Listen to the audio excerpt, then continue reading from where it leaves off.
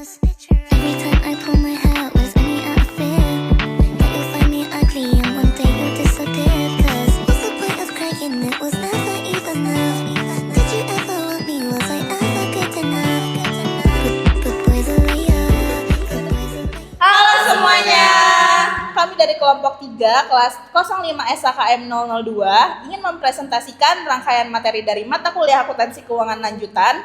Kita akan membahas hubungan kantor pusat dan kantor cabang dalam operasi kantor cabang luar negeri. Sebelumnya, perkenalkan nama saya Adis Monika. Saya Desa Fitri. Saya Zikra Putri Salim. Saya Runas Rafa. Saya Salim Tanjung. Langsung saja kita ke videonya. Check this out. Halo teman-teman, selamat datang di video pembelajaran kali ini.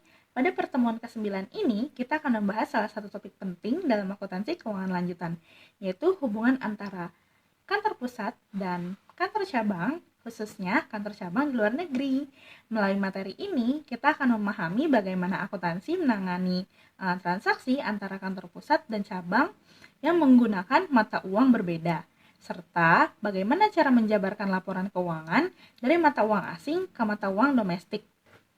Tujuan dari pembelajaran ini adalah agar kita bisa memahami berbagai masalah khusus yang timbul ketika kantor cabang berada di luar negeri, termasuk bagaimana cara melakukan penjurnalan dan penjabaran laporan keuangan dari mata uang asing ke mata uang domestik. Ketika kantor cabang berada di luar negeri, tentu transaksi dan laporan keuangan mereka menggunakan mata uang asing. Nah, disinilah tantangannya muncul. Kantor pusat yang menggunakan mata uang domestik harus bisa menyesuaikan laporan keuangan cabang agar bisa digabungkan secara akurat. Perbedaan kurs mata uang inilah yang menimbulkan perubahan nilai sehingga dibutuhkan metode penjabaran tertentu. Terdapat 5 metode utama yang digunakan untuk menjabarkan laporan keuangan dari mata uang asing ke dalam mata uang domestik. Yuk, kita bahas satu per satu. Simak videonya.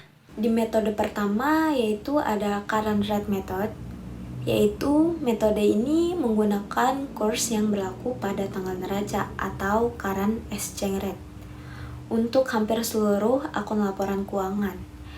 Rekening laporan keuangan dibagi menjadi 2. Yang pertama, rekening timbal balik, yaitu akun yang menunjukkan hubungan langsung antara kantor pusat dan cabang.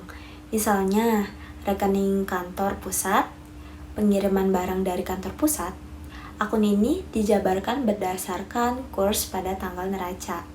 Lalu yang kedua, di situ ada rekening non timbal balik, yaitu akun lain seperti kas, piutang, persediaan, dan modal. Juga dijabarkan berdasarkan kurs pada tanggal neraca. Tentunya dia memiliki kelebihan dan kekurangannya masing-masing ya teman-teman. Untuk kelebihannya yaitu sederhana dan praktis. Lalu cocok jika mata uang cabang sama dengan mata uang fungsional perusahaan. Lalu untuk kelemahannya yaitu tidak mencerminkan nilai historis, aset dan kewajiban dan dapat menyebabkan fluktuasi besar pada laporan laba rugi karena perubahan kurs. Metode yang kedua yaitu ada non-current rate method. Sebelumnya, laporan keuangan dijabarkan ke mata uang domestik. Laporan keuangan cabang dinilai kembali terlebih dahulu dari mata uang non-fungsional ke mata uang fungsional. Setelah itu, penjabaran dilakukan seperti metode current rate. Metode ini digunakan jika cabang beroperasi dalam mata uang yang bukan mata uang fungsional perusahaan.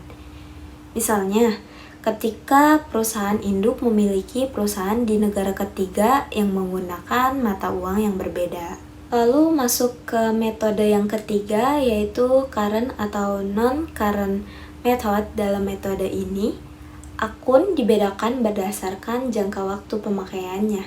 Yang pertama, rekening lancar atau current asset atau liability dijabarkan berdasarkan kurs pada tanggal neraca karena nilainya berubah sesuai kondisi terkini. Lalu yang kedua yaitu rekening tidak lancar, non-current, dijabarkan berdasarkan kurs historis atau kurs saat terjadi transaksi. Lalu yang ketiga yaitu ada rekening rugi laba, dijabarkan berdasarkan kurs rata-rata tertimbang selama periode berjalan. Metode ini berusaha menyeimbangkan antara nilai historis dan nilai kini agar laporan tetap realistis. 4. Monetary non-monetary method. Metode ini membedakan akun berdasarkan sifatnya, apakah termaksud moneter nilai tetap dalam suatu uang atau non-moneter tergantung harga pasar nilai historis. Poin pertama, rekening moneter seperti kas, piutang, dan utang dijabarkan berdasarkan kurs pada tanggal neraca. Poin kedua, rekening non-moneter seperti persediaan tanah, bangunan, dan peralatan dijabarkan menggunakan kurs historis atau saat perolehan. Dan poin ketiga, pendapatan dan beban dijabarkan berdasarkan kurs rata-rata pertimbangan selama periode berjalan. Metode ini banyak digunakan karena memberikan keseimbangan antara akurasi dan relevansi, terutama saat kurs berfluktuasi tajam. Terus yang kelima, temporary method. Metode ini dianggap paling fleksibel karena menggabungkan prinsip historis dan nilai kini. Yang poin pertama, akun yang dinilai berdasarkan harga pokok historis dijabarkan dengan kurs historis. Poin kedua, akun yang dinilai berdasarkan nilai pasar atau masa depan dijabarkan dengan kurs pada tanggal neraca. Terus poin ketiga, akun rugi laba dijabarkan berdasarkan kurs rata-rata. Metode ini sering digunakan untuk menyesuaikan pelaporan cabang luar negeri yang mengalami inflasi tinggi atau perubahan nilai tukar besar. Baik teman-teman, selanjutnya kita masuk ke akuntansi untuk transaksi yang melibatkan mata uang asing dan kegiatan bisnis internasional. Perusahaan sering melakukan transaksi dengan pihak luar negeri, seperti membeli barang impor, menjual, atau menerima dan membayar jasa.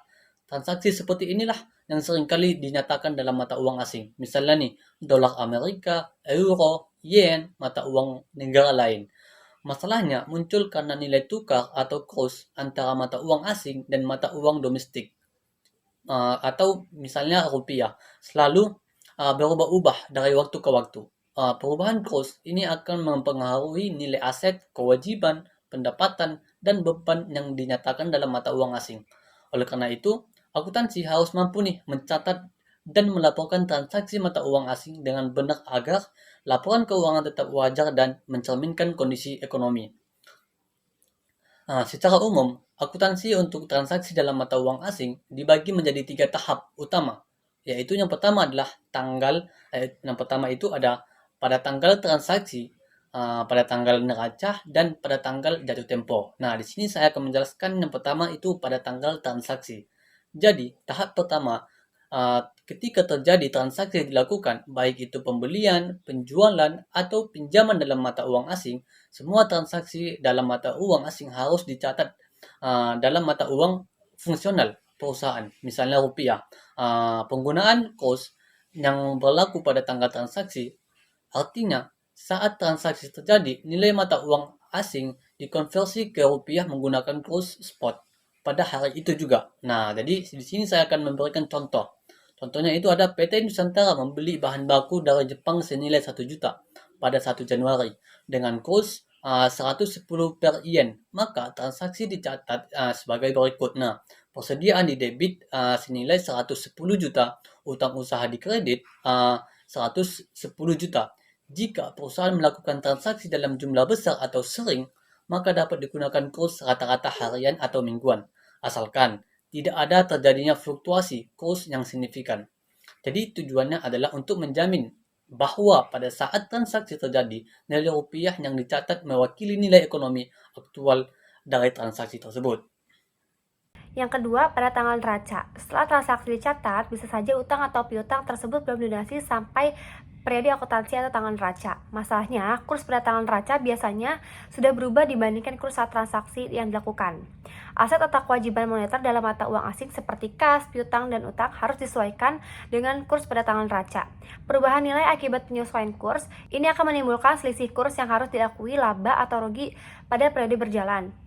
Melanjutkan contoh sebelumnya, misalkan pada tanggal 31 Desember, kurs yen naik menjadi 115 perak per 1 yen. Utang PT Nusantara sebesar 1 juta yen yang tadinya 1 juta, kini bernilai 115 juta. Maka terjadi rugi sebesar 5 juta, karena perusahaan perlu mengeluarkan lebih banyak rupiah untuk membayar kewajiban yang sama.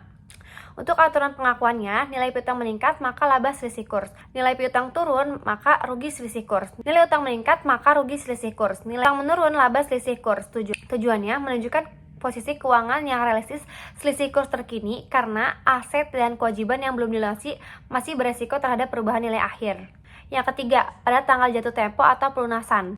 Tahap terakhir adalah ketika piutang atau utang dalam mata uang asing dilunasi atau dibayar. Kurs pada saat pembayaran sudah pasti berbeda dengan kurs pada saat transaksi awal maupun pada tanggal neraca. Ketika pelunasan dilakukan, selisih antara rupiah pada saat pembayaran dengan nilai buku atau nilai yang tercatat di akhir diakui sebagai laba atau rugi selisih kurs. Contohnya, pada PT Nusantara, utang 1 juta yen pada tanggal 31 Maret dengan kurs 112 per yen. Nilai buku terakhir tanggal 31 Desember adalah 115 juta. Karena kurs turun, maka perusahaan hanya membayar 112 juta. Selisih sebesar 3 juta ini maka merupakan laba selisih kurs. Tujuannya menyesuaikan nilai transaksi yang benar-benar terjadi dan menutup selisih kurs yang masih ada dalam laporan keuangan. Oke teman-teman, jadi kesimpulannya, hubungan antara kantor pusat dan kantor cabang luar negeri memerlukan pemahaman khusus terhadap perubahan nilai mata uang. Melalui berbagai metode penjabaran tadi, kita bisa menyesuaikan laporan keuangan agar tetap akurat dan sebanding dengan standar akuntansi yang berlaku di Indonesia. Sekian pembahasan materi kita hari ini tentang hubungan kantor pusat dan kantor cabang luar negeri. Semoga video ini dapat membantu teman-teman untuk lebih memahami konsep akuntansi internasional dan selisih kurs. Sampai jumpa di video selanjutnya. Terima kasih teman-teman semuanya yang sudah menonton video presentasi kami. Semoga materi yang kami sampaikan tadi semoga dapat dipahami dengan baik dan semoga bisa mengimplementasikannya itu baik di perusahaan dan di kehidupan sehari-hari. Akhir kata, sampai jumpa di pertemuan berikutnya. Bye.